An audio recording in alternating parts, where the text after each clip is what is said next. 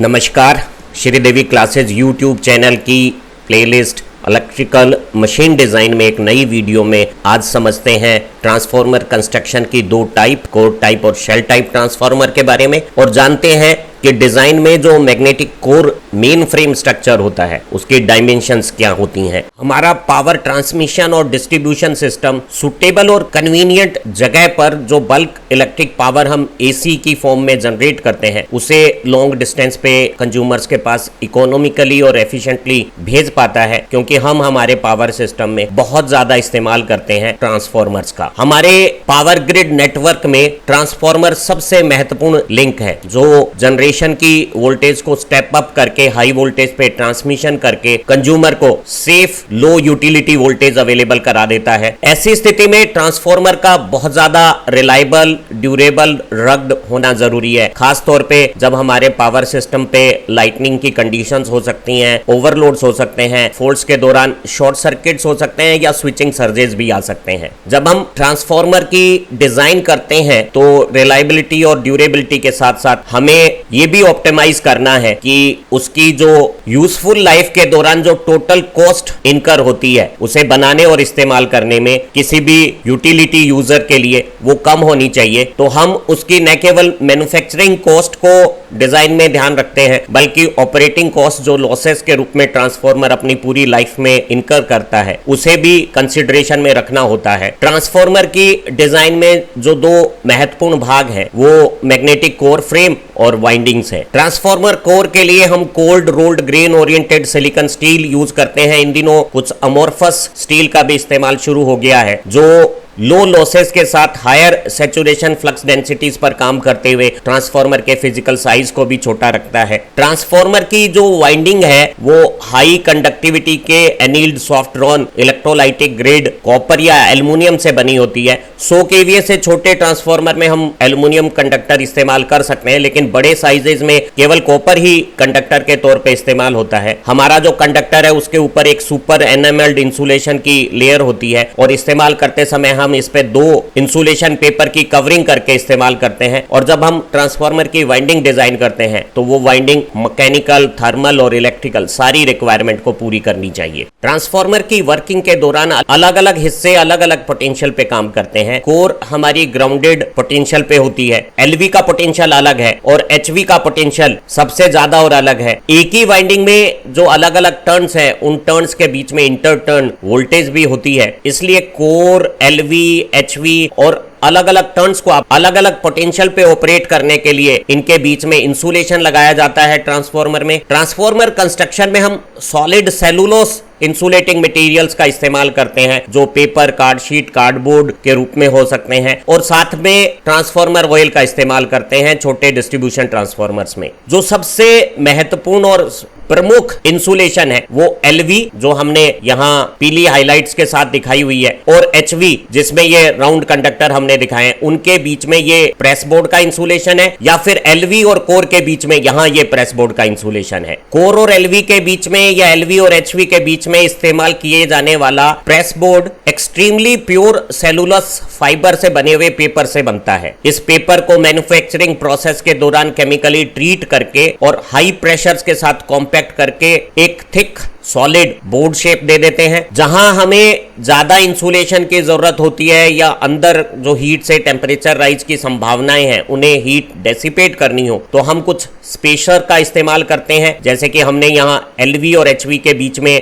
Spacers के इस्तेमाल किए हुए हैं, या फिर बीच में वाइंडिंग्स के बीच में भी हम एक्सियल और रेडियल डक्ट्स बनाते हैं। इसके लिए भी हम pre compressed press board solids का इस्तेमाल करते हैं, और इन स्पेसर्स और वेजेस को जो डक्ट्स के लिए हम रनर्स इस्तेमाल करते हैं उनको टिपिकल डॉटेल शेप्स की बनाते हैं ताकि वाइंडिंग में मैकेनिकल स्ट्रेंथ भी शॉर्ट सर्किट कंडीशंस में बनी रहे। जो हमारे कंडक्टर्स होते हैं उन पे सुपर एनामेल इंसुलेशन के साथ साथ डबल इंसुलेटिंग पेपर की कवरिंग होती है, लेकिन दो लेयर्स के बीच में चाहे वो एलवी की वाइंडिंग्स हो या एचवी की वाइंडिंग्स हो, हम डायमंड डोटेड प्रेस पेपर का इस्तेमाल करते हैं जिसके ऊपर पेपर के ऊपर इपॉक्सी रेजिन की लेयर की डॉट्स बनाई हुई होती है। जब हम एक फेज की एलवी और एचवी की वाइंडिंग करते हैं और दूसरी कोर लिंब पे दूसरे फेज की वाइंडिंग्स होती हैं, तो दोनों फेजेस के बीच में हम हैवी सेलुलोज शीट्स का इस्तेमाल करते हैं दो फेजेस के बीच में इंसुलेशन करने के लिए। और जब हम ट्रांसफार्मर को एक टैंक में ट्रांसफार्मर ऑयल के साथ रखते हैं तो ऑयल की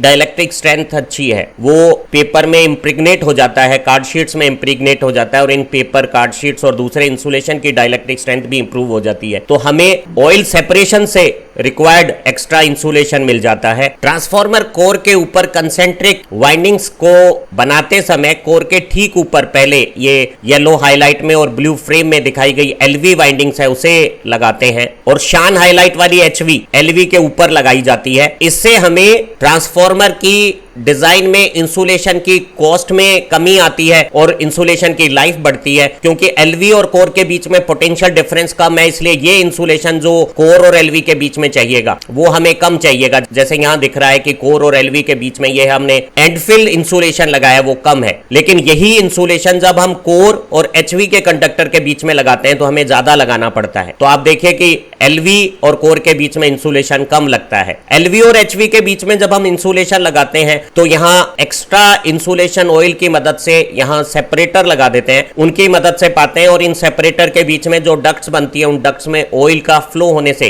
कूलिंग भी हमें प्राप्त हो जाती है। कोर और वाइंडिंग की रिलेटिव ओरिएंटेशन के हिसाब से ट्रांसफार्मर की कंस्ट्रक्शन की दो टाइप है, कोर टाइप ट्रांसफार्मर और शेल टाइप ट्रांसफार्मर। जरा उनके बारे में समझते हैं। कोर टाइप ट्रांसफार्मर का आइसोमेट्रिक व्यू और फ्रंट एलिवेशन यहां शान हाईलाइट में दिखाया हुआ है और येलो हाईलाइट में हमने शेल टाइप ट्रांसफार्मर का आइसोमेट्रिक व्यू और फ्रंट एलिवेशन यहां प्रदर्शित किया हुआ है। कोर टाइप ट्रांसफार्मर में लेमिनेटेड सिलिकॉन स्टील की बनी हुई कोर एक रेक्टेंगल सॉलिड फ्रेम बनाती है और इस फ्रेम की कोर लिम्ब्स पे कंसेंट्रिक टर्न्स के रूप में पहले लो वोल्टेज वाइंडिंग और फिर हाई वोल्टेज वाइंडिंग वाउंड की जाती है। तो हम पाते हैं कि वाइंडिंग के साथ मैग्नेटिक स्ट्रक्चर इनर या कोर टाइप हो गया है। शेल टाइप ट्रांसफार्मर में भी हमारी लेमिनेटेड सिलिकॉन स्टील की मैग्नेटिक कोर स्ट्रक्चर एक क्लोज्ड मैग्नेटिक पाथ बनाती है, लेकिन इसमें जो सेंटर कोर लिम्ब है इसके ऊपर हम पहले एलवी और फिर एचवी की वाइंडिंग या सैंडविच फॉर्म में किनारे पे दोनों तरफ एलवी की वाइंडिंग और बीच में फिर एचवी और एलवी की वाइंडिंग एक के बाद एक लगाकर हम वाइंडिंग करते हैं। और कोर का एक हिस्सा वाइंडिंग के चारों तरफ एक आवरण शेल का काम, जैसा यहाँ चित्र में दिख रहा है, बनाता है। जो हमारा टोटल फ्लक्स है वो सेंटर लिम्ब में बनता है और वो आधा एक साइड से और दूसरा दूसरी साइड से योक से होकर इन लिम्ब्स में फ्लो करता है। तो जो सेंटर लिम्ब का क्रॉस सेक्शन है वो ज्यादा लिया जाता है और जो साइड लिम्ब्स है इनका सेक्शन और योक का सेक्शन उसके आधे के बराबर है, जबकि हमारे कोर टाइप ट्रांसफार्मर में सारी जगह पे क्रॉस सेक्शन एरिया एक जैसा लिया जाता है। कोर टाइप ट्रांसफार्मर में ये जो वर्टिकल साइड्स है इन्हें कोर लिम्ब्स कहते हैं और इन लिम्ब्स के ऊपर हम वाइंडिंग्स को वाउंड करते हैं। वाइंडिंग को सर्कुलर क्रॉस सेक्शन देने के लिए कोर को लेमिनेशन से बनाते हुए मल्टी स्टेप्स का बनाते हैं। कोर लिम्ब के सराउंडिंग्स में बनी हुई वाइंडिंग्स में मैग्नेटाइजेशन से अल्टरनेटिंग फ्लक्स बनता है और कोर लिम्ब का फ्लक्स इस मैग्नेटिक स्ट्रक्चर में अपना रास्ता इस हॉरिजॉन्टल टॉप और बॉटम स्ट्रक्चर साइड से पूरा करता है, जिसे हम योक कहते हैं। क्योंकि योक के ऊपर कोई वाइंडिंग वाउंड नहीं करनी, इसलिए योक का क्रॉस सेक्शन सर्कुलर बनाना जरूरी नहीं है। तो हम कोर की जो सबसे बड़ी स्टैक साइज होती है उसी के आकार का एक स्क्वायर सेक्शन योक का बना देते हैं। तो अक्सर योक का क्रॉस सेक्शन कोर लिम्ब के क्रॉस सेक्शन से थोड़ा ज्यादा हो जाता है और ऐसी स्थिति में हमारे टोटल मैग्नेटिक सर्किट का रिलेक्टेंस कम हो जाता है। तो फ्लक्स फ्लो के लिए नो लोड करंट की आवश्यकता और नो लोड लॉसेज कुछ कम हो जाते हैं। जब हम वाइंडिंग वाउंड करते हैं तो लो वोल्टेज की वाइंडिंग कोर पे पहले लगाते हैं और दोनों लिम्ब्स पे आधे आधे टर्न्स बांधते हैं और उसके बाद एचवी के आधे टर्न्स एक लिम्ब पे और आधे टर्न्स दूसरे लिम्ब पे बांधते हैं, ताकि एलवी और एचवी के बीच में नजदीकी आ जाए और इनके बीच में म्यूचुअल फ्लक्स लिंकेजेस बढ़ जाए और हमारा ट्रांसफार्मर डिजाइन में लीकेज रिएक्टेंस कम हो जाए। लेकिन आप देखते हैं कि कोर टाइप ट्रांसफार्मर में हालांकि कोर बहुत ज्यादा परमेबल है, इसकी परमेबिलिटी एयर के कंपैरिजन में हजारों गुना ज्यादा है, तो फ्लक्स कोर के अंदर ही रहना चाहता है। लेकिन सराउंडिंग एयर में भी कुछ परमेबिलिटी है, इसलिए कुछ फ्लक्स ऐसे छोटे रास्ते बनाता है और वो सिर्फ एक ही वाइंडिंग से जुड़कर लीकेज फ्लक्स बनाती हैं। तो हमारे कोर टाइप ट्रांसफार्मर में हल्का लीकेज फ्लक्स ज्यादा होता है और ट्रांसफार्मर की लीकेज रिएक्टेंस ज्यादा हो सकती है। लेकिन इसमें जो टोटल आयरन सेक्शन लग रहा है या लेंथ लग रही है वो शेल टाइप की कंपैरिजन में कम है। शेल टाइप ट्रांसफार्मर में सेंटर लिम्ब के ऊपर हम वाइंडिंग को वाउंड करते हैं और इससे बना हुआ जो टोटल फ्लक्स है वो आधा एक साइड से अपना रास्ता पूरा करता है और दूसरे हिस्से से अपना रास्ता पूरा करता है। तो साइड लिम्ब के सेक्शंस हैं वो सेंटर लिम्ब की तुलना में आधे रखे जा सकते हैं और इस तरह की डिजाइन में हम पाते हैं कि फ्लक्स है उसे क्लोज्ड पाथ ज्यादा आसानी से मिल जाता है और लीकेज फ्लक्स की संभावनाएं कम होने से ट्रांसफार्मर की जो लीकेज रिएक्टेंस परफॉर्मेंस है वो बेहतर आती है। ट्रांसफार्मर जब वर्क करता है तो उसकी एलवी वाइंडिंग और एचवी वाइंडिंग में ऑपोजिट फेज का करंट फ्लो करता है और ऐसी स्थिति में दोनों वाइंडिंग में इंटरकंडक्टर एक स्ट्रॉन्ग इलेक्ट्रोमैग्नेटिक फोर्स लगता है रिपल्सिव नेचर का, जो अंदर की लो वोल्टेज वाइंडिंग को कोर के साथ कंप्रेस करता है और हाई वोल्टेज वाइंडिंग को बाहर की तरफ टेंसाइल फोर्सेस जनरेट करता है। यहां कोर टाइप ट्रांसफार्मर में वाइंडिंग को सपोर्ट नहीं होने के कारण ऐसे ट्रांसफार्मर जहां बहुत ज्यादा करंट रहता है वहां वाइंडिंग को साइड में ब्रेसिंग या सपोर्ट या बंधन अच्छे नहीं मिलते, जबकि शेल टाइप में चारों तरफ से कोर की कवरिंग होने के कारण ऐसे हैवी करंट वाले और शॉर्ट सर्किट कंडीशंस पे काम करने वाले वेल्डिंग ट्रांसफार्मर के लिए शेल टाइप कंस्ट्रक्शन सुटेबल मानी जाती है। लेकिन अगर आप मैग्नेटिक स्ट्रक्चर की कॉस्ट देखें तो वो कोर टाइप में कम होगी और शेल टाइप में ज्यादा होगी और दोनों में वाइंडिंग हम लोग जब डिजाइन समझेंगे तो चीजें और ज्यादा अच्छी तरह से समझ में आएगी, वो बराबर अमाउंट की लगती है। एक शेल टाइप स्ट्रक्चर में लीकेज रिएक्टेंस के असर को कम करने और लीकेज प्रोफाइल को और इंप्रूव करने के लिए सैंडविच वाइंडिंग कंस्ट्रक्शन भी यूज की जाती है। जब हम शेल टाइप ट्रांसफार्मर में सैंडविच वाइंडिंग करते हैं तो यहाँ शान हाईलाइट में जो एलवी वाइंडिंग्स हैं वो अल्टरनेट फॉर्म में रखते हैं और एलवी के बीच में हम एचवी वाइंडिंग्स को, जैसा कि मैजेंटा हाईलाइट में दिख रहा है, अल्टरनेट लगाते हैं ताकि एक दूसरे के साथ इनकी म्यूचुअल कपलिंग बढ़ जाए और सारा फ्लक्स क्योंकि कोर में ही रहेगा तो लीकेज फ्लक्स की अमाउंट कम हो जाएगी। यहां भी जब हम इंसुलेशन की सेविंग चाहते हैं और इंसुलेशन की लाइफ ज्यादा चाहते हैं तो कोर के बिल्कुल करीब पहले एलवी बांधते हैं और एचवी दोनों तरफ एलवी के बांध कोर से दूर बनाई गई है ताकि हमें एलवी और कोर के बीच में ये जो इंसुलेशन यहाँ चाहिए वो कम लगे। कोर टाइप ट्रांसफार्मर और शेल टाइप ट्रांसफार्मर को हम एक टेबुलर फॉर्म में कंपेयर कर सकते हैं। कोर टाइप ट्रांसफार्मर की डिजाइन आसान है और इसे असेंबल करने में ज्यादा सुविधा रहेगी, जबकि शेल टाइप में ये एक थोड़ा कंपेरेटिवली कॉम्प्लेक्स है। कोर टाइप में क्योंकि वाइंडिंग के इन हिस्सों को ब्रेसिंग नहीं मिली है, शेल टाइप में चारों तरफ से ब्रेसिंग हो गई है, तो हमारे कोर टाइप की मैकेनिकल स्ट्रेंथ लो होती है वाइंडिंग की, जबकि यहां वाइंडिंग की मैकेनिकल स्ट्रेंथ शेल टाइप में ज्यादा है। कोर टाइप ट्रांसफार्मर में कुछ लीकेज फ्लक्स होने के कारण लीकेज रिएक्टेंस की वैल्यू को एक लिमिट से ज्यादा कम करना पॉसिबल नहीं है, जबकि शेल टाइप में सारा फ्लक्स कोर स्ट्रक्चर के अंदर ही रहता है तो हम लीकेज फ्लक्स को कम कर सकते हैं और ट्रांसफार्मर के लीकेज रिएक्टेंस को कम रख सकते हैं, खासतौर से अगर हम सैंडविच वाइंडिंग बनाएं तो। शेल टाइप में ये जो वाइंडिंग है इसका काफी हिस्सा कोर स्ट्रक्चर से बाहर दिखता है, इसलिए वाइंडिंग का इंस्पेक्शन और माइनर रिपेयर आसान है, जबकि शेल टाइप में चारों तरफ से कवरिंग होने के कारण अगर आपको इंस्पेक्शन या रिपेयर करनी है तो सारे कोर स्ट्रक्चर को डिसेंबल करना पड़ेगा। यहाँ ऑयल के डायरेक्ट कॉन्टेक्ट के साथ कोर और वाइंडिंग रहने के कारण कूलिंग बेहतर है, जबकि यहाँ जो सबसे ज्यादा जो हीटिंग हो रही है कोर और एलवी का ये जो सेक्शन है जहाँ कोर लॉसेज भी हैं और कॉपर लॉसेज भी हैं वो ऑयल से सीधे संपर्क में नहीं होने के कारण यहाँ कूलिंग थोड़ी कम होगी, जबकि कोर टाइप में ऑयल की कूलिंग बेटर है। अगर हमें एक्स्ट्रा हाई वोल्टेज का ट्रांसफार्मर बनाना है तो यहाँ हम वाइंडिंग के बीच में इंसुलेशन ज्यादा बेहतर तरीके से अरेंज कर सकते हैं, जबकि सेम यहाँ डिफिकल्ट हो जाता है शेल टाइप ट्रांसफार्मर में। कोर टाइप ट्रांसफार्मर में आयरन कम लगता है, कॉस्ट कम है और दूसरे बहुत सारे एडवांटेज हैं, इसलिए कोर टाइप ट्रांसफार्मर का इस्तेमाल हम ज्यादा करते हैं और शेल टाइप ट्रांसफार्मर का इस्तेमाल केवल उन ट्रांसफार्मर में किया जाता है जहां करंट्स बहुत ज्यादा है और वेल्डिंग ट्रांसफार्मर जैसी कंडीशन जहां शॉर्ट सर्किट में ऑपरेशन होता है और वाइंडिंग को ज्यादा ब्रेसिंग सपोर्ट की जरूरत होती है। एक single phase core type transformer में मैग्नेटिक कोर स्ट्रक्चर के साथ वाइंडिंग का जो अरेंजमेंट है वो इस एरिया में किया जाता है। इस एरिया को हम विंडो एरिया कहते हैं और ये विंडो एरिया की विड्थ है और ये विंडो एरिया की हाइट है जिसमें हमने वाइंडिंग के टर्न्स अरेंज करने हैं। और हम सीख चुके हैं कि कोर और एलवी के बीच में इंसुलेशन कम चाहिए और कोर और एचवी के बीच में इंसुलेशन ज्यादा चाहिए, इसलिए हम कोर पे पहले एलवी वाइंडिंग वाउंड करते हैं और एलवी को भी दो बराबर हिस्सों में दोनों कोर लिम्स पे आधा आधा वाउंड करते हैं और उसके ऊपर HV वाउंड करते हैं। तो आप पाएंगे कि इस विंडो एरिया में LV के आधे आधे दोनों तरफ पूरे टर्न्स और HV के भी पूरे टर्न्स अकोमोडेट होने चाहिए। और ध्यान रहे कि जो हाई वोल्टेज के हम ट्रांसफार्मर डिस्ट्रीब्यूशन सिस्टम में यूज करते हैं 11 kV या 33 kV मैक्सिमम वोल्टेज पे काम करने वाले, उसमें इंसुलेशन क्लियरिंग से आता है। तो कोर और वाइंडिंग या एक LV और HV के बीच में काफी क्लियरिंग हमें छोड़नी पड़ती है। और यहाँ प्रेस बोर्ड्स और डक्ट्स स्पेसर्स वगैरह जब हम लगाते हैं तो आप पाते हैं कि वाइंडिंग का effective area total window area का 30% बस रह जाता है। जब हम ट्रांसफार्मर डिजाइन करते हैं तो लीकेज रिएक्टेंस को कम रखना भी जरूरी है और कोर की विंडो में हाइट जितनी ज्यादा होगी लीकेज फ्लक्स उतना ही ज्यादा होने की संभावना है। तो हम विंडो की हाइट को विड्थ से 4 गुना ज्यादा नहीं लेते और अगर हम हाइट को कम लेते हैं तो हमें विंडो एरिया के लिए विड्थ बढ़ानी पड़ती है। और जब हम विड्थ बढ़ाते हैं कंसेंट्रिक वाइंडिंग टर्न्स जो आउटर लेयर में आते हैं उनकी मीन लेंथ बढ़ जाती है और उससे हमारी कॉपर की कॉस्ट और कॉपर लॉस बढ़ जाते हैं। तो हम ऑप्टिमम डिजाइन के लिए हाइट और विड्थ जो विंडो की होती है उसका रेशो